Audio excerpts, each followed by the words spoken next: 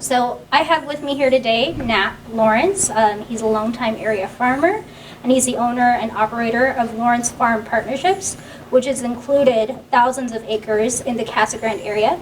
He's also a huge supporter of area organizations, having gifted thousands of dollars to support the Boys and Girls Club of the Sun Quarter. Nat, thank you so much for being here. Welcome. Thank you. It's very nice to be here, and I'm happy to talk with you. So to get started, I'd love to talk a little bit first today about, as I understand it, you grew up in the Eloy area, and you eventually became a farmer here in the Casa Grande area, and as you mentioned as well, you had farms around Coolidge, and throughout Pinal County. But for our viewers who might not be familiar, could you tell us a little bit about your upbringing? Sure. I was born in Chicago, in the South Side, in a hospital called Line Inn Hospital, which is on Martin Luther King now Street, and moved to Peoria with my parents at age 5, and that's the city of Caterpillar, and Mom and Dad bought a little grocery store there, and we lived there for 10 years up until my sophomore year of high school at Woodruff High School in Peoria, Illinois. And then after my sophomore year, my mom and dad lost their lease on the grocery store, but they bought a root beer stand in Eloy, Arizona. And I had never been out of Illinois. And I remember myself and Chuck Bohenick, my childhood friend, came out with me because I stayed and lived with him 2 months while my parents moved to Eloy. Mm-hmm. And we got off the train. We took a train and we got off, and I thought, boy, that train is hotter than heck. And it wasn't a train. Then they picked us up at Coolidge and took us to Eloy, and I saw a skunk on the road, and that's the most wildlife I had ever seen. Mm-hmm. But anyway, had great years in Eloy, where I met my wife, and we've been together since the summer before my senior year for 7 years, and then we've been married 50-some years. And we're both Eloyans. Her family's from Eloy, my parents are from Eloy, and have nothing but great feelings and stories to tell about my career in Eloy. Mm-hmm. But the business world was more inviting in the Phoenix area, so we moved to South Tempe, to Buena Vista Ranchos. We went up and looked around, and sure enough found an acre lot with a 5,800-foot home for $150,000 brand new. And I thought, wow, this is okay. But anyway, we've stayed up there in the valley since then, but our heart and 90% of my time has been taken up in Pinal County, where I call my home. That's my territory as far as within the family. And because of that, I've been able to watch the valley grow. And it was obvious early that Casa Grande, because of the position it's in, and with the 2 freeways coming together here, was going to be a great place to buy real estate. So most of the real estate I bought early was Eloy and south of Eloy. And I paid as little as $150 an acre for good farms with wells that were only 500 feet deep. Mm-hmm. And the water got very expensive over the years. So I moved to Casa Grande with my operation, and the very first property I bought was on the corner of Peters and Thornton, which now sits a giant car factory. And I paid $525 an acre for 320 acres there. And then my second farm was a year later I bought, was Little Egypt by the mountain, south of town, which I just recently have realized I'm going to end up having to sell it. I just haven't quite done it yet, but I've sold most of the stuff along Thornton Road to cooperate with the city.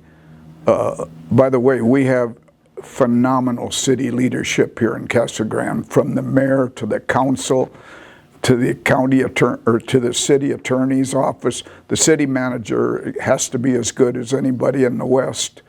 And I predict this place is going to really, really explode in the next 20 years and started already. Yeah, absolutely.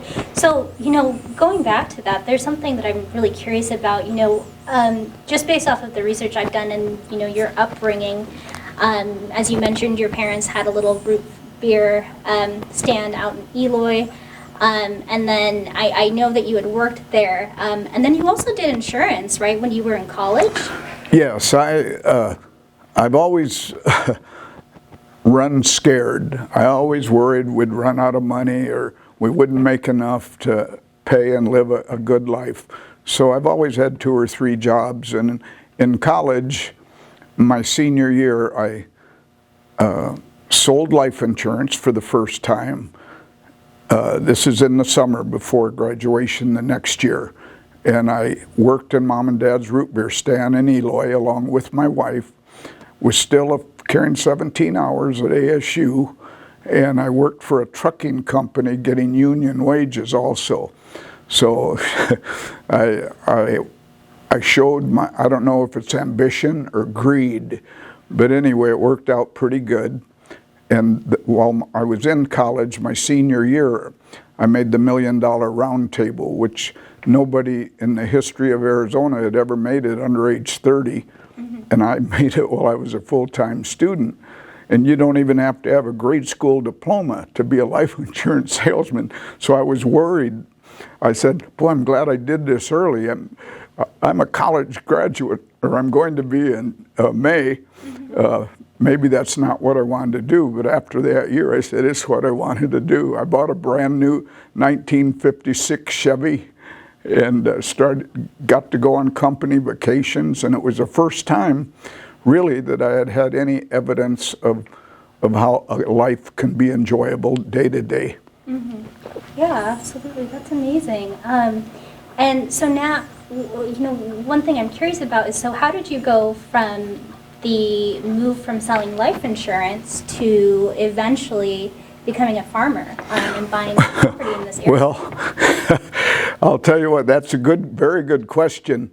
And I think when I retired when I was 47, so that would have been 1987, I had 2,000 clients, and I was making a real good living. And I've never spent more than 1/2 of what I made in a year since I was 20 years old.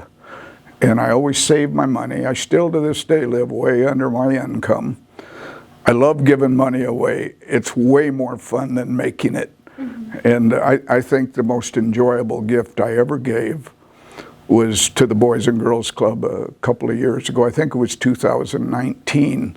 They had a nice presentation when they opened it, and I met those young children, and it made me cry to see how happy they were to have a chance for a lot of people who couldn't go to that to get to go because of an endowment plan. Yeah, absolutely. And actually, that's one of the questions I had for you. So what was it initially for you that was kind of the driving factor that made you decide? Because, I mean, we're talking, hundreds of thousands of dollars that were donated to the Boys and Girls Club of this Sunday. I always enjoyed and felt I was lucky. I really don't feel that I'm very talented compared. I was only 9th in my class in Eloy, and everybody ahead of me were minorities. That's why I've never been, never had an superiority complex, or I've never been a racist, because I met so many wonderful people of all kinds. And I came out of Eloy, and when I made a little extra money, right from the beginning, I wanted to start. And in Eloy at that time, I would go to Eloy, and this is before I moved to Phoenix or Tempe, and I became active. I became a city councilman. I was president of the Chamber of Commerce. I was president of the Lions Company, or Lions Club. Just had a great time. And this was out And in in Eloy? Little League, I went from a coach to a team sponsor to the chairman of the league, and I was lucky enough to use my Phoenix contacts and bring in the state women's softball championship, 16 teams to Eloy. And the people of Eloy, who are very generous people, put them up in their houses so there were no hotel costs. And my mom and dad and girlfriend ran the concession stand, and I handed out programs. But we were able to make enough money to pay for Eloy's Little League to go for about 4 more years without any help from the city. And the city was doing the best they could, but it really helped them. In fact, to this day, every year I look forward to helping them get started. Mm-hmm. And I just enjoyed that so much. And then my wife saw me enjoying myself so much that she worked at the high school, her second job out of college. She took a secretarial course at ASU, graduated same time I did, and was a John Berryhill, our superintendent's aide behind Nada Keeling of the Keeling family, which is a great family in Casa Grande. And while she was there, her dad became a janitor of Eloy High School and really upped his standard of living and day-to-day enjoyment in life by having a steady income while he was raising 6 children. His name was Buck Foote. And so she gave back and built the administration center in Eloy, which carries her name. And for her name, she used her maiden name, Barbara Foote Lawrence Administration Center. Mm-hmm. And then so I couldn't let her get away with that. So I sponsored the scoreboards, and they put my name on it. I didn't ask them to. Mm-hmm. But anyway, so we started doing that, and we still every year help Eloy to a certain amount. And that led to why I wanted to do something really significant for Casa Grande. And I had asked Larry and our county or our city attorney, Wallace, Chris Wallace, to keep an eye open. And I wanted to do something for Casa Grande that was significant, but I didn't want it just to be this or something used up right away. And so it took them 2 years, but they finally called me on the phone, said, "Knapp, could you come in and see us?" So I went in their office at the city hall and talked to them. They said, "We just were very fortunate, and it took great talent on their part to attract the money to build an $80,000 building without costing the people of Casa Grande a penny." I mean, I hope they're recognized for that. It's really special. But they had no money for minority children or underprivileged children to get into that wonderful facility they have and get all the training and things you can acquire by working with other children. So they said, we're going to try to get a fund going that will eventually be invested, and every year X number of students will get enrolled who are the ones in need. And I said, "How much money you need?" He said, "Well, any amount you want to give, but we're trying to raise $500,000. And I said, "Okay, I'll do it." And they said, "How much would you like to give?" And I said, "Well, $500,000. Don't give me a choice." And they did it, and they had a ceremony there, and the children made a song up about Knapp's a good guy, and they sang it to me. And a little 10-year-old girl with glasses on, who had the best voice of the group out of 12 of them, when the song was over, she said, "Mr. Knapp, is it okay if I hug you?" And I think that was one of the highlights of my life. And I said, "I'll be back." They haven't needed any more money yet because the virus came and they couldn't bring anybody into there. But I hope that my relationship with that organization hasn't gone away. They got a good board of directors on it also. Mm-hmm. Yeah, absolutely. And so they also, following your donation, they also named the chapter, the local chapter, after you. What was that like for you to be recognized in that way? I'm not a real modest guy, but it embarrassed me a little bit. But I'm not going to reject it either. Yeah, absolutely. No, that's completely understandable. And then, you had mentioned too that you'd served on a number of foundations and organizations here and then around the valley as well, correct? Yeah, again, my wife, who went to Eloy Elementary School, and her mother was a cook there. Remember, they're the oldest of six, and they worked in the cotton industry before they were able to get the janitor's job and the cook's job. And they did a wonderful job raising our children. 4 of them got college degrees out of 6, and 3 of them went to colleges, 2 on football and 1 on basketball, and got an education free, because that's during the great years of Eloy when we were winning the state title in baseball, but mostly football, and then wrestling. But Barbara gave them what might be the best baseball softball complex of junior highs in the state, and it's called the Barbara Foote Lawrence Field of Dreams, and they recognize her for that, and we've done that, and the various smaller things helping different sports and that we've done, but probably what would be more of the larger things was Arizona State, and I built 2 weight rooms for them, and my daughter's given them the women's locker room because she was a softball player, and I gave them the initial money to build the tent, the Verdi Dickey Dome.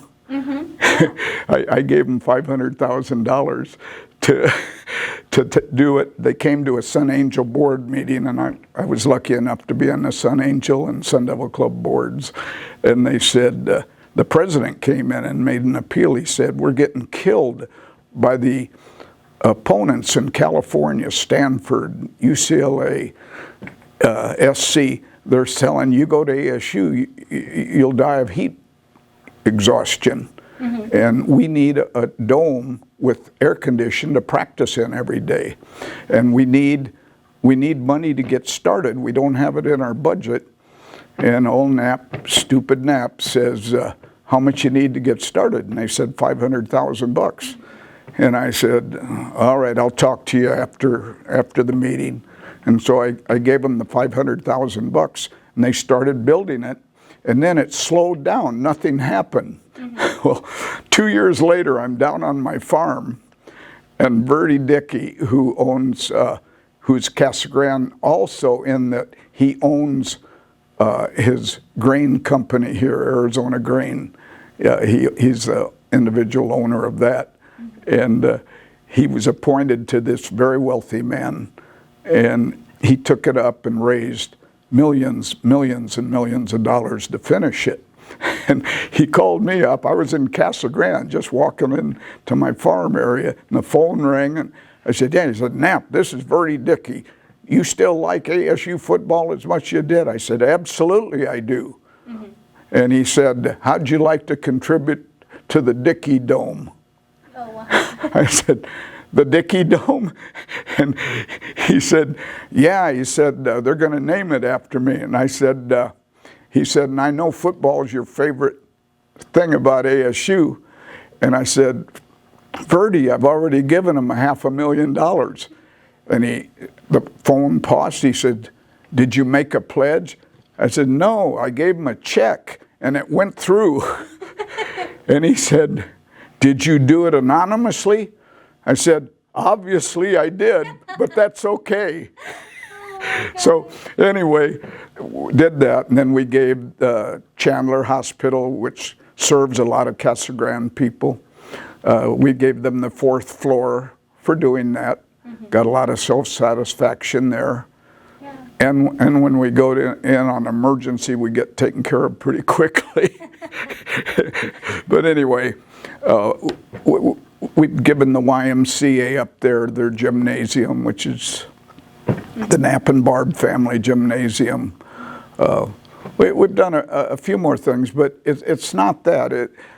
I like to do it, and I like my name to be out there because I want to encourage other successful graduates to do it.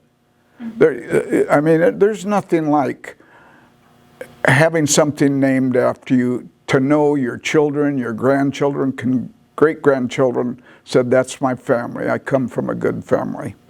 And I think I'll always do that, and I hope nothing changes. Yeah, absolutely. And you know what, I'm so glad you brought that up, actually, because my last question for you was, if you had, one life lesson you've learned from giving back to our local communities that you could spread to other Pinal County residents, to give back in any way they can, any way, shape, or form they can, what would it be? Well, of course, that's a tough question. That's because there's so many areas that can be answered in.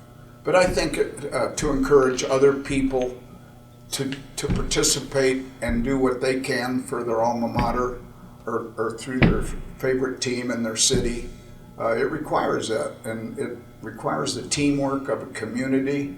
And Casa Grande has done a great job, but they always could use more of their alumni coming back here and helping, and they've been pretty good about it. They and Eloy both have brought people back to be important people in the high school and grade school, but especially to bring the successful business people back and get them to show pride, to go out and help with that park outside, to help the various programs that need it.